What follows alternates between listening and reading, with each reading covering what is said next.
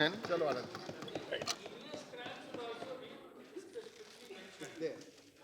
Please. Anand ji Thank you, sir. I thank Honorable Amma to stand before this August House. This bill is a very important bill, and also, as rightly pointed out by my colleague, the children involved in conflict with law are mostly hailing from poor families. No doubt about it. But the controversy now is with regard to the definition given in the bill regarding heinous crime.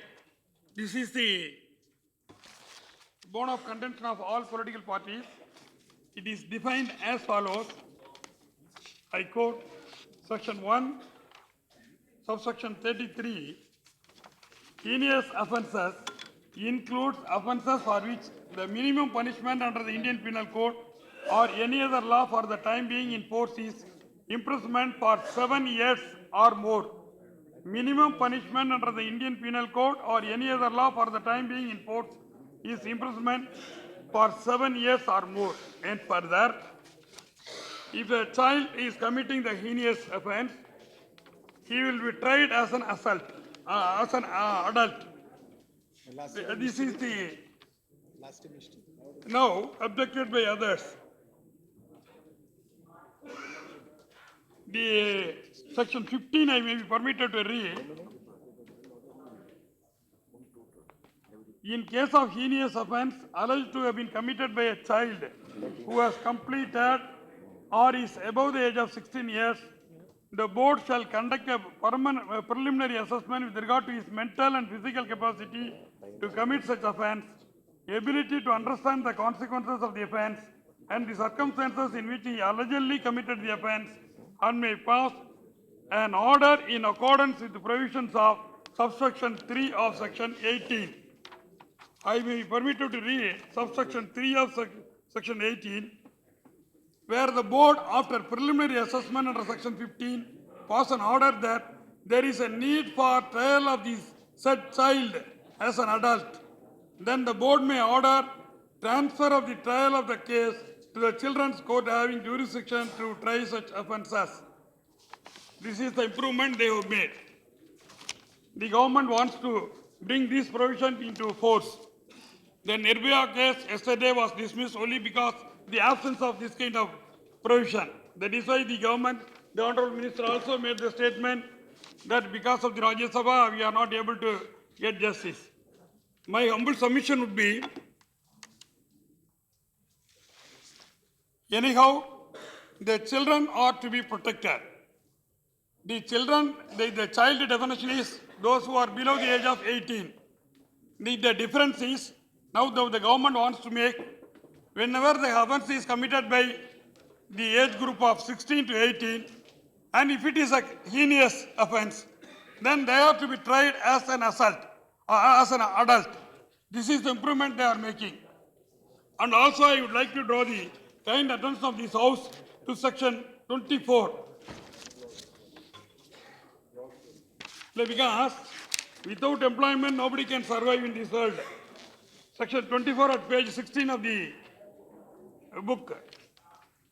Notwithstanding anything contained in any other law for the time being in force, a child who has committed an offence and has been dealt with under the provisions of this Act shall not suffer disqualification, if any, attached to a conviction of an offence under the law, provided that in the case of a child who has completed or is above the age of 16 years and is found to the conflict with the law by the Children's Court under clause I of subsection 1 of section 19, the provisions of the subsection 1 shall not apply.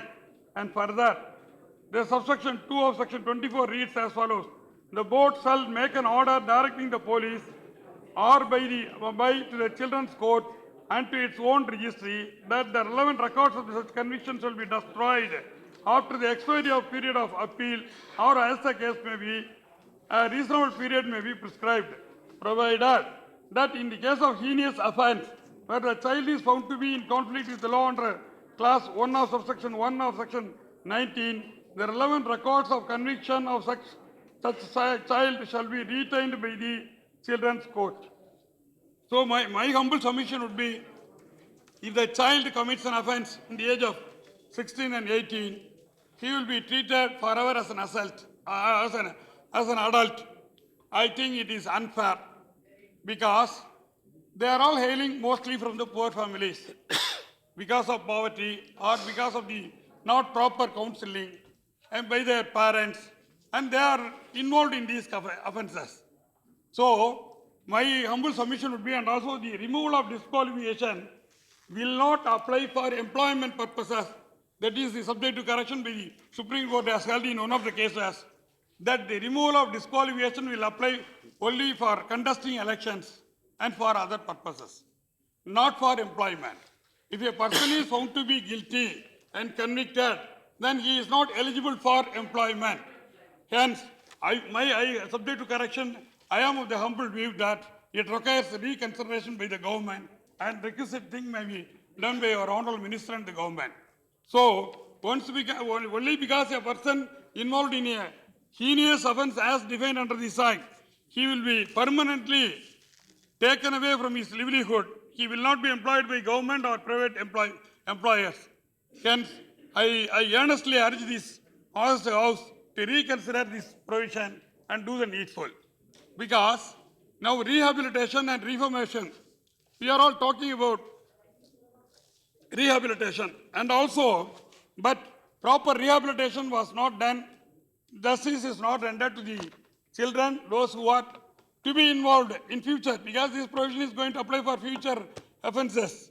So the justice to be done, to be rendered for the children in the age group of 16 and 18. And further, mostly I have gone through the provisions subject to correction and approval. Nothing has been dealt with regard to the victims of the crime. What is the right given to the parents of the victim or the victim themselves? They must be protected. And also with regard to the legal aid to the children, nothing has been dealt with in this act. So they must be given a proper, appropriate legal aid. Without legal aid, nothing can be done. So the children, those who are involved in these kind of crimes, cannot engage a very successful lawyer or an eminent lawyer or a talented lawyer. So, though the opportunity will be given to the children, that is contemplated in the provisions, but that is not sufficient. Because it all depending upon the persons, those who are dealing with these matters. So victims must be given full protection, necessary amendments may be brought in, and also the legal aid must be given to victims as well as to the children, those who are involved in these crimes. So that is absent in these matters. And then I would like to draw the kind attention of this honorable court. Mostly the state government is expected to do all kind of things. State government. No, most of the members are lawyers.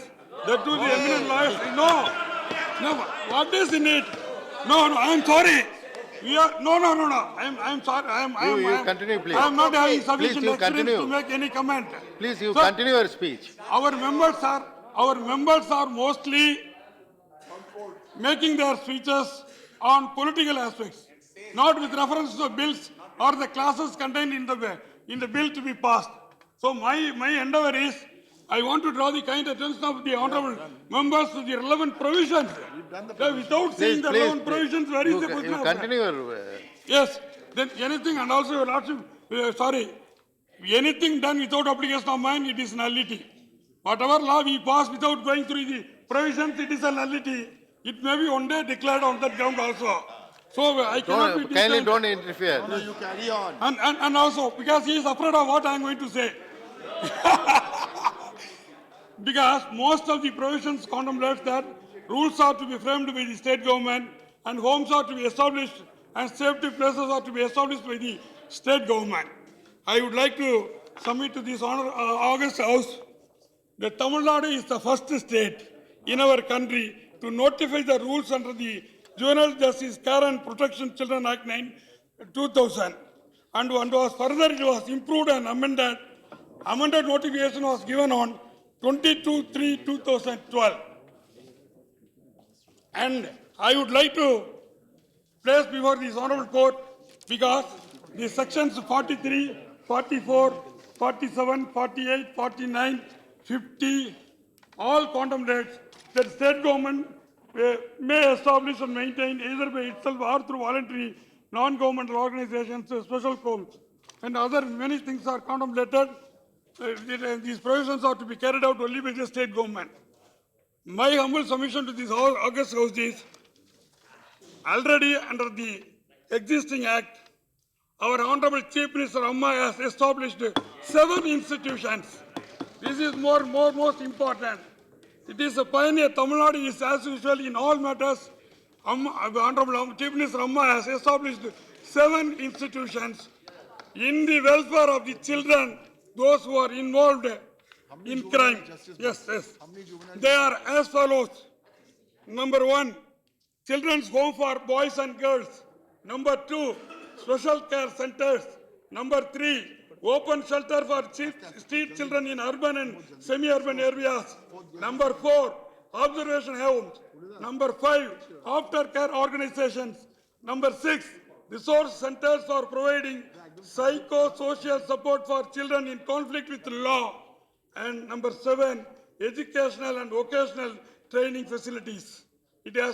These institutions have been established all over the Tamil Nadu state for the care and protection of the children in conflict with law. Because Honorable Chief Minister Amma has already implemented all the provisions and has taken appropriate steps to protect the children, those who are in conflict with law.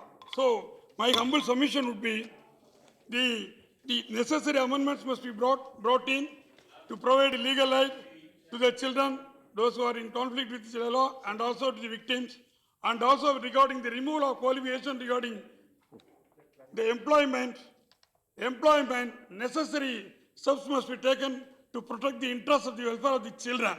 So, I thank the Honorable Chief Minister Amma once again for giving me this opportunity. Thank you. Thank you. Sir, 1 minute, no. You will get a chance, please. Honorable Minister, please. No, please. Honorable Minister, At the time of voting, you need not worry. please, kindly. The 2 honourable members, Mr. Gujaral has discussed with me also, and with the honourable minister, and Mr. Derek O'Brien has raised this issue, that there is a dichotomy in this bill, that for selling a child, the punishment would be 5 years, and for giving drugs to a child, the punishment would be 7 years. So on the principle of proportionality, that selling is a harsher crime and therefore should have been higher than giving drugs. That's the argument which has been raised. Prima facie, there is weight in the argument. I'll just clarify that there is a little bit of a going in circles in order to understand this. If the honourable members may just read clause 88 of this Act.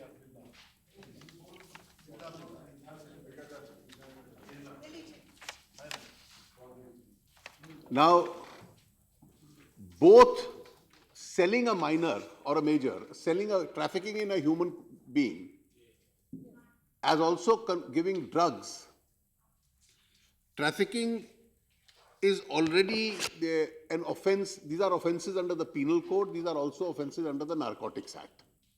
So these are already existing offences. So even if this Act was not there, these would be existing offences. Now, clause 88 says, where an act or omission constitutes an offence punishable under this Act and also under any other law for the time being in force, then notwithstanding anything contained in any such law, the offender found guilty of such offence shall be liable for punishment under such law which provides for punishment which is greater in degree. So clause 88 says, if the same offence is an offence under 2 different acts, then the greater of the 2 punishments shall apply to him. And therefore, Mr. Derek O'Brien and Mr. Naresh Gujaral's concern that the punishment for trafficking in a minor is lesser than drugs. Section 370 of the Indian Penal Code says, whoever for the purpose of exploitation recruits, transports, harbors, transfers or receives a person or persons by using threats, etc., etc. And then in subsection 2, whoever commits an offence of trafficking shall be punished with rigorous imprisonment of a term which shall not be less than 7 years, but which may extend to 10 years. And subclause 3 says, if you indulge in trafficking of more than one person, then it will be life imprisonment. So under clause 88, the harsher of the two punishments will apply. And under section 370 of the Indian Penal Code, the minimum punishment is already 7 years. So actually, even though this bill has mentioned that punishment, in terms of interpretation of the section, it's the punishment under section 370 which will apply. So there is no inconsistency as it on a first reading appears to be. Thank you, sir. Thank you.